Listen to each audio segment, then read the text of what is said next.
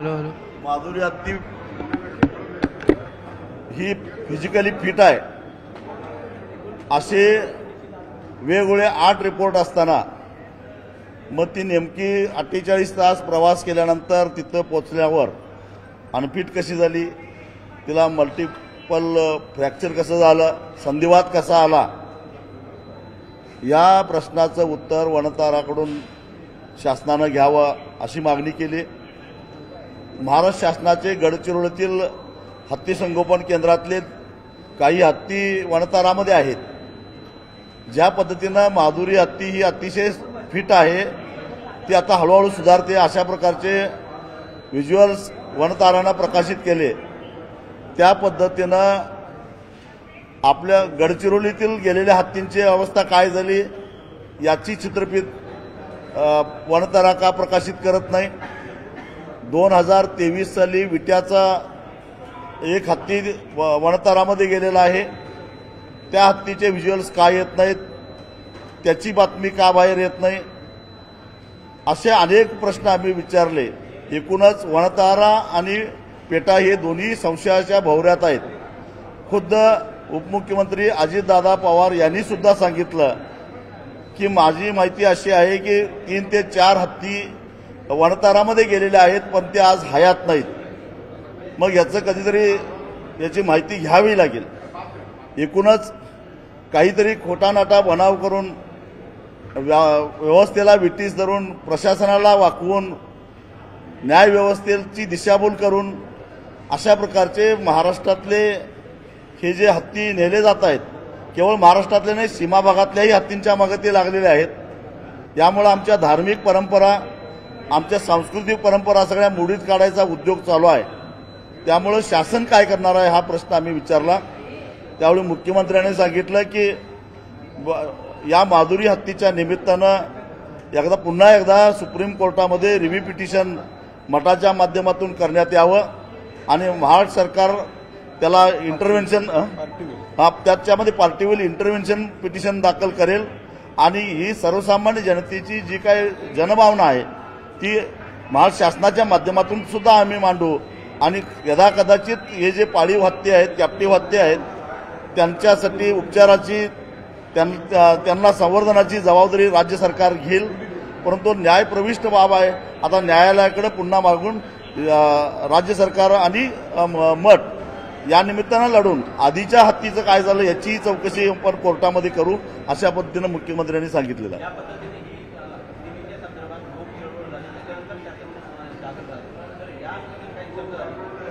दुर्दैवानं जनता रस्त्यावर आल्यावर मग शासन जागं झालेलं आहे। शासन आधी जागं व्हायला पाहिजे होतं, कारण राज्य शासनाचे हत्ती संगोपन केंद्रातले सुदृढ हत्ती आजारी आहेत असा बनाव करून नेलेले आहेत आणि माझी अशी माहिती आहे की त्या हत्तींची तब्येत सुद्धा आता फारशी चांगली नाही आहे। एवढंच नव्हे, त्रिपुरातून आसाममधून सुद्धा मोठ्या प्रमाणामध्ये हत्ती आलेले आहेत आणि तिथल्या प्राणीमित्रांनी रोहित चौधरी नावाच्या एका प्राणीमित्रानं HPCL सुद्धा काही प्रश्न केलेले आहेत की तुम्ही अशा प्रकारचे तुम्ही हत्ती नेले, त्याचं काय झालं। जवळजवळ 3000 किलोमीटरचा प्रवास करून हे हत्ती अगदी नॉर्थ ईस्ट म्हणजे हिमालयाच्या कुशीतून जामनगर सारख्या वाळवंटी प्रदेशामध्ये कसं काय नेऊ शकता आणि त्यावेळी HPC त्याला कशी काय परवानगी देते असे प्रश्न उपस्थित केले आहेत। पण त्या चौधरींच्या प्रश्नाला सुद्धा HPCनं कधीही उत्तर दिलं नाही। HPC हीच मुळात बोगस कमिटी आहे निवृत्त न्यायाधीशाच्या अध्यक्षतेखालची आणि हे सगळे उद्योग करतायत असं आमचं स्पष्ट मत आहे। या निमित्तानं ही सगळी चर्चा झाली पाहिजे। एक तर 5 महिन्याची गरोदर असणारी हत्तींसुद्धा 3000 किलोमीटर प्रवास करून आणण्यात आलेला आहे। म्हणजे खऱ्या अर्थानं प्राण्यांचा छळ हे पेटा करतंय, प्राण्यांचा छळ हे वनतारा करतंय आणि पाळीव हत्ती ज्यांनी श्रद्धेने पाळतात, हत्तीला देव मानतात लोक, त्यांच्यावर उन्हाकरण आळ घेतला जातो असं आमचं मत आहे।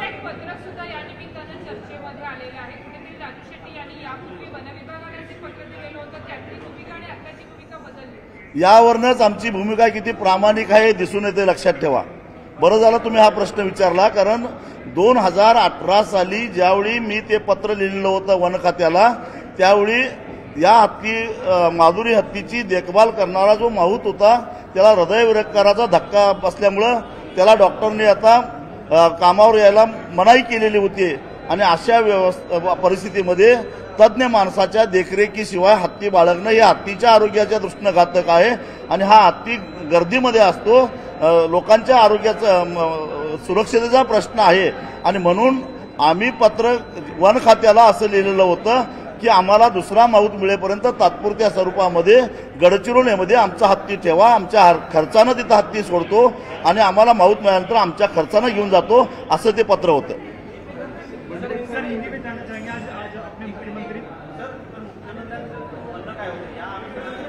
मुख्यमंत्र्यांनी सांगितलं की शासन तुमच्या बाजूने राहील, मठातला सर्वतोपरी मदत करेल असं मुख्यमंत्र्यांनी सांगितलं. आम्ही काही दिवस वाट बघू, परंतु एक सांगतो, आम्ही आता जो काय लढा सुरू केलेला आहे तो अजिबात थांबणार नाही. जोपर्यंत आमचा हत्ती मिळणार नाही तोपर्यंत आम्ही रिलायन्स उद्योग आणि जिओवरचा बहिष्कार आमचा कायम राहणार. उलट त्याची व्याप्ती आम्ही वाढत जाणार आहोत, कारण कर्नाटकातल्या सीमा भागातल्या 3 हत्तीवर आता पेटानं चौकशी केली आहे. हे तिन्ही हत्ती एक लिंगायत समाजाचा आहे, एक जैन समाजाच्या मठाचा आहे आणि एक धनगर समाजाच्या मठाचा आहे. आम्ही ही मोहीम मागे घेणार नाही. मुख्यमंत्र्यांनी न्यायप्रविष्ट बाब आहे म्हणून हात वर केला, परंतु रिव्ह्यू पिटिशनमध्ये सरकार तुमच्या बाजूने राहील असं सांगितलं.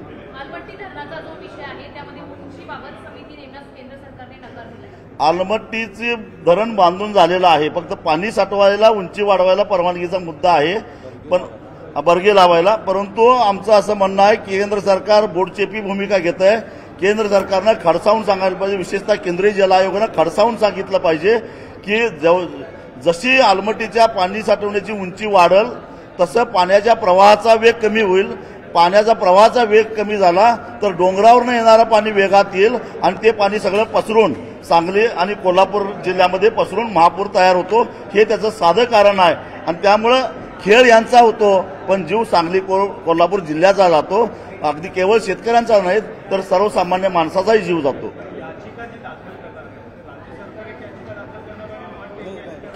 मठ नांदणी मठ जी याचिका दाखल करणार आहे, पुनर्विचार याचिका दाखल करणार आहे, त्याच्यामध्ये राज्य सरकार सहभागी घेणार आहे.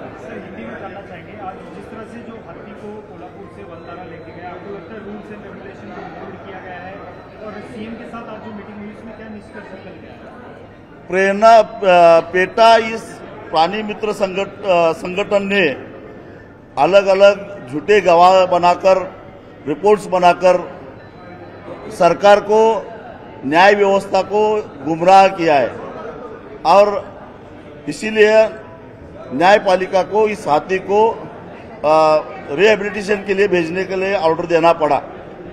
शक इस बात की है कि हमारे सरकार के अनेक रिहेबिलिटेशन सेंटर है, गढ़चिरौली में है, कर्नाटक सरकार के है, केरल के है, लेकिन बार बार एचपीसी और पेटा मांग करते रहे कि इसको इस सभी हाथी को वनतारा में भेजना चाहिए. यही शक का हमारा सबसे बड़ा शक है, क्योंकि ये सब गवाह प्लांट कर रहे हैं और हाथी को चुरा रहे हैं. हमारी जो धार्मिक परंपरा है, हमारी जो संस्कृति है वो तोड़ने की कोशिश कर रहे हैं, लेकिन हम चुप बैठेंगे नहीं.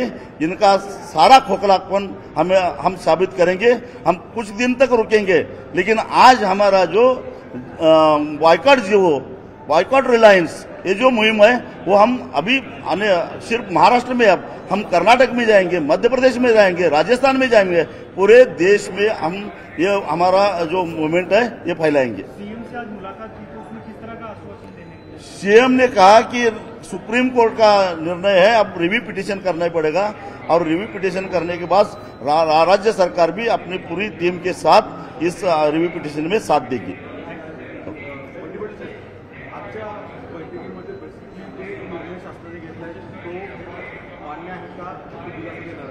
नाही, आता तांत्रिक मुद्दा सुप्रीम कोर्टामध्ये आहे आणि सुप्रीम कोर्टाच्या ऑर्डरमध्ये काही स्पष्टपणे निर्देश दिले असल्यामुळे सुप्रीम कोर्टात जाण्याशिवाय पर्याय नाही.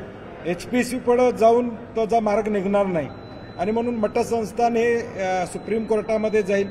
सरकार सकारात्मक बाजू तिथं मांडेल असं आम्ही सरकारला विनंती केलेलं आहे. आम्हाला तीच अपेक्षा सरकारकडून आहे, कारण की सरकारच्या वन खात्याचे रिपोर्ट जे आहेत त्या रिपोर्टवरच HPCनं निर्णय घेतला, सुप्रीम कोर्टानं त्याच्यावर शिक्कामोर्तब केला. त्यामुळे या सगळ्या प्रकरणामध्ये गव्हर्नमेंटची भूमिका, सरकारच्या वन खात्याची भूमिका ही अत्यंत महत्वाची असणार.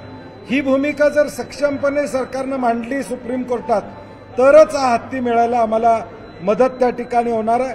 आणि म्हणून बॉल आता सुप्रीम कोर्टामध्ये गेल्यानंतर सरकार कशा पद्धतीनं भूमिका मांडते, आज तरी सकारात्मक भूमिका सरकारनं घेतलेली आहे.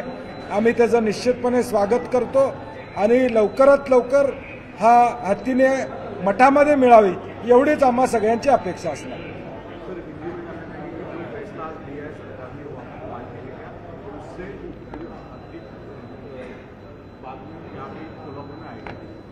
कोल्हापुर और महाराष्ट्र और पूरे देश में जन प्रक्षोभ होने के बाद सरकार जग गई और आज एक बैठक बुलाई जिसमें हमें सबको बुलाया गया. इसमें सरकार ने सकारात्मक स्वरूप में सुप्रीम कोर्ट में इंटरवेंशन जो याचिका जाएगी उसमें वो खुद इंटरवीन करेंगे ऐसा हमें बताया गया है. हम यही चाहते हैं कि ये जो निर्णय हुआ है हाईकोर्ट और सुप्रीम कोर्ट में वो सरकारी रिपोर्ट के ऊपर हुआ है, फॉरेस्ट डिपार्टमेंट के रिपोर्ट के ऊपर ये निर्णय हुआ है. तो हम चाहते हैं कि फॉरेस्ट डिपार्टमेंट आगे जाके ये माधुरी हत्ती ने मठ को मिले, इसके लिए पॉजिटिव अपनी भूमिका सुप्रीम कोर्ट में रखे, यही हमारी सरकार से मांग है. बघितलेलं नाही जर बोलले मग सांगितले. त्याच्यावर माझं एवढंच उत्तर आहे, माधुरी हत्तीनेचा जसा व्हिडिओ टाकलेला आहे तसा विट्यातून 2023 साली नेलेल्या हत्तीनेचा पण टाकावा. त्याचबरोबर महाराष्ट्र शासनाच्या मालकीचे असणारे गडचिरोलीचे जे हत्ती गेले आहेत त्यांचे व्हिडिओ टाकावेत. दूध का दूध पाणी का पाणी झाल्याशिवाय राहणार नाही.